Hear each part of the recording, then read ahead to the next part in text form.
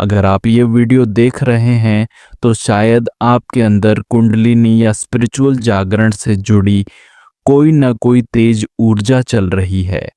कभी मेडिटेशन के बाद सीने में दबाव महसूस होता है, कभी सिर भारी हो जाता है, कभी अचानक बहुत भावनाएं उठती हैं, कभी भीड़ और शोर से बहुत ज़्यादा सेंसिटिविटी हो जाती है। और मन में एक ही सवाल आता है, मैं ग्राउंडेड कैसे रहूं? ये एनर्जी नॉर्मल जिंदगी के साथ कैसे बैलेंस करूं? पहले वीडियो में हमने समझा था कि कुंडलिनी जागरण क्या है। दूसरे वीडियो में हमने 7 खतरनाक गलतियां देखी जिनसे बचना जरूरी है। अब तीसरे स्टेप में मैं आपको दूंगा कुछ सिंपल रोजमर्रा के टूल जिन्हें आप आज से ही इस्तेमाल कर सकते हैं ताकि एनर्जी सेफ रहे, आपका नर्वस सिस्टम शांत रहे और आप जमीन से जुड़े रहें। ये वीडियो कोई ड्रामेटिक पावरफुल टेक्निक नहीं बल्कि जेंटल प्रैक्टिकल गाइड है। टूल नंबर 1, सांस और शरीर से दोबारा जुड़ना। सबसे पहले हम हमेशा वहीं से शुरू करेंगे जहां आप अभी हैं, बॉडी और ब्रेथ से। कि जब एनर्जी सिर में बहुत ज़्यादा आ जाती है तो थॉट्स तेज हो जाते हैं, एंग्जाइटी बढ़ जाती है। ये महसूस होता है जैसे दिमाग ओवरहीट हो रहा है। ऐसे में सबसे सिंपल काम शरीर से दोबारा कनेक्ट होना। अभी यहीं बैठे बैठे आप ये छोटा अभ्यास कर सकते हैं। आराम से बैठिए, अगर हो सके तो पैर जमीन पर रखिए या किसी कुशन पर क्रॉस लेगेड बैठिए। एक गहरी सांस नाक से अंदर लीजिए, फिर मुंह या नाक से धीरे धीरे बाहर छोड़िए। अब सिर्फ इतना कीजिए, अपना ध्यान अपने पैरों की तरफ ले जाइए। महसूस कीजिए कि आपकी एड़ियां, पैरों की उंगलियां जमीन या फर्श को कैसे छू रही हैं। कोई विजुअलाइजेशन जरूरी नहीं, बस संवेदना, वेट, टच, टेम्परेचर। रोज में कई बार जब भी दिमाग गर्म लगे, ये 1-2 मिनट का फीट अवेयरनेस अभ्यास कर सकते हैं। ये सिंपल प्रैक्टिस आपके नर्वस सिस्टम को सिग्नल देता है, हम यहाँ शरीर में जमीन पर सुरक्षित हैं। टूल नंबर 2, फीट, फ्लोर और कांटेक्ट पॉइंट्स। दूसरा टूल पहले से ही जुड़ा हुआ है। इसे मैं कहता हूँ 3 कांटेक्ट पॉइंट्स ग्राउंडिंग। कभी भी आप ओवरवेल्म हो, ये 3 बातें मेंटली नोट कीजिए। मेरे पैरों का जमीन से कांटेक्ट, मेरा वजन जिस चीज पर टिका है, कुर्सी, गद्दा, जमीन। मेरे हाथ किस चीज को छू रहे हैं, घुटना, आर्म रेस्ट, कपड़ा। बस 15-20 सेकंड के लिए इन तीनों पॉइंट्स को एक एक कर महसूस कीजिए। ये बहुत बेसिक लगता है, लेकिन जब एनर्जी सिर में फंसती है तो दिमाग भूल जाता है कि शरीर भी है, कमरा भी है, जमीन भी है। ये छोटा अभ्यास आपको वापस स्पेस और बॉडी में लाता है। टूल नंबर 3, जेंटल मूवमेंट से एनर्जी फैलाना।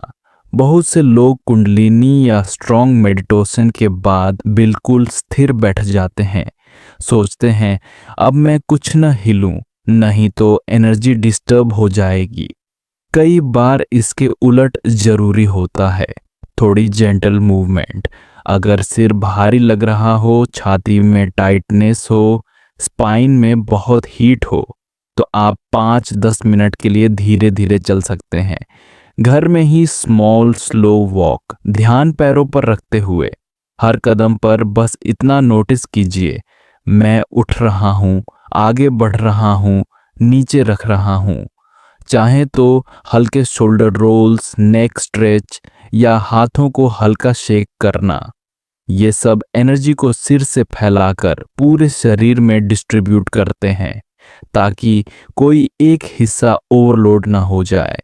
ध्यान रहे, हम यहाँ भी कोई एग्रेसिव योगाभ्यास नहीं कर रहे, कोई फोर्स्ड प्राणायाम नहीं, बस जेंटल मूवमेंट।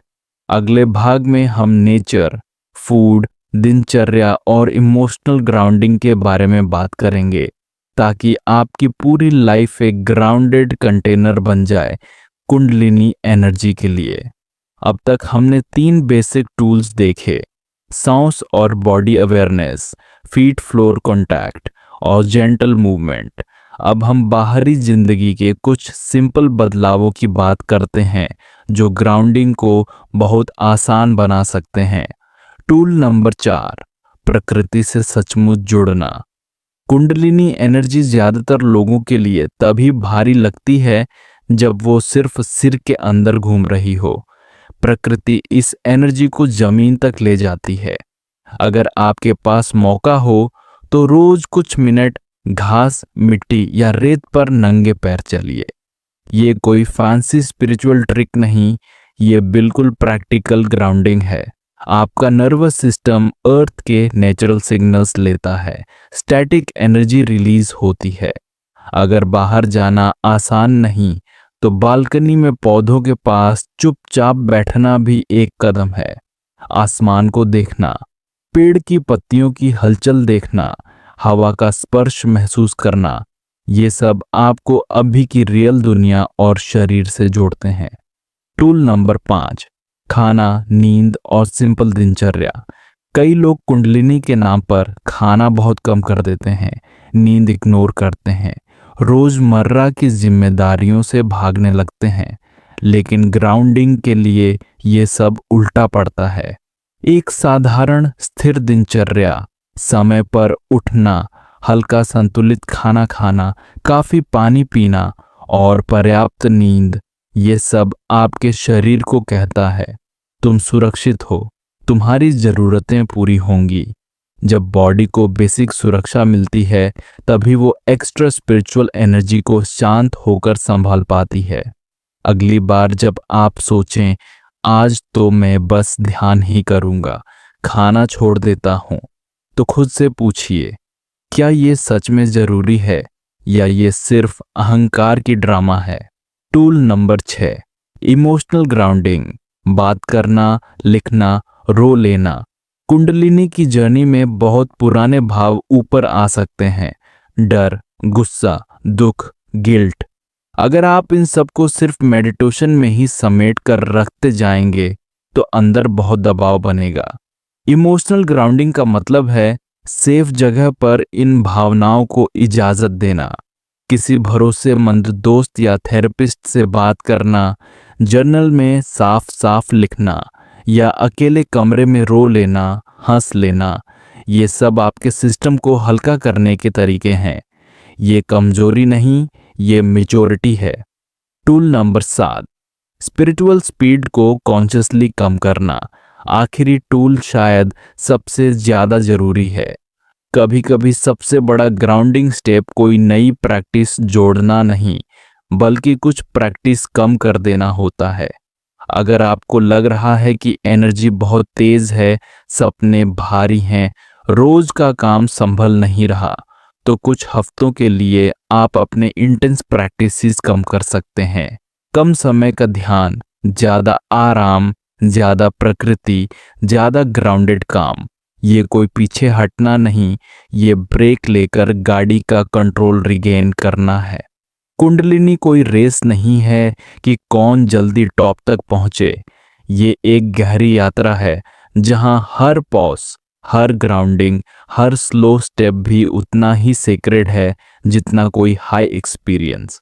छोटा सेल्फ चेक और समापन। चलो अंत में एक छोटा सा सेल्फ चेक करते हैं। आराम से बैठ जाइए, पैर जमीन पर या आराम की स्थिति में रखिए। एक गहरी सांस अंदर, धीरे धीरे बाहर। अब अपने आप से धीरे धीरे पूछिए, क्या मैं दिन में कम से कम एक बार नेचर या ओपन स्काई या किसी पेड़ को ध्यान से देखता हूँ? क्या मैं अपनी नींद और खाने को इतना तो महत्व देता हूँ जितना किसी मेडिटेशन सेशन को? क्या मेरे पास कोई व्यक्ति या जर्नल या सेफ स्पेस है जहां मैं अपने भावों को खुलकर रख सकूं? और सबसे महत्वपूर्ण, क्या मैं जरूरत पड़ने पर अपनी स्पिरिचुअल स्पीड धीमी करने को तैयार हूं? अगर इन सवालों में आपको कहीं भी हल्का सा हाँ नजर आता है तो आप ऑलरेडी ग्राउंडिंग की तरफ बढ़ रहे हैं। याद रखिए, कुंडलिनी जागरण का असली उद्देश्य आपको शरीर से भागाने का नहीं, बल्कि और गहराई से जीवन में उतारने का है। अगर ये वीडियो आपके लिए हेल्पफुल रहा तो इसे लाइक कीजिए, किसी ऐसे दोस्त के साथ शेयर कीजिए जो कुंडलिनी की वजह से ओवरवेल्म्ड महसूस कर रहा है।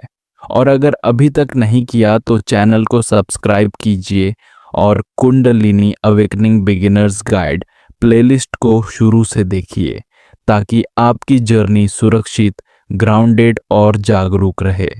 कमेंट में एक लाइन लिखकर अपने लिए संकल्प रखिए, मैं ग्राउंडेड और संतुलित जागरण चुनता हूँ, या मैं ग्राउंडेड और संतुलित जागरण चुनती हूँ।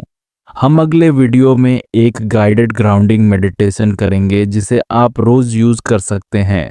तब तक अपने पैरों, अपनी सांस और अपने दिल के सरल शांत पलों के साथ जुड़े रहिए। नमस्कार।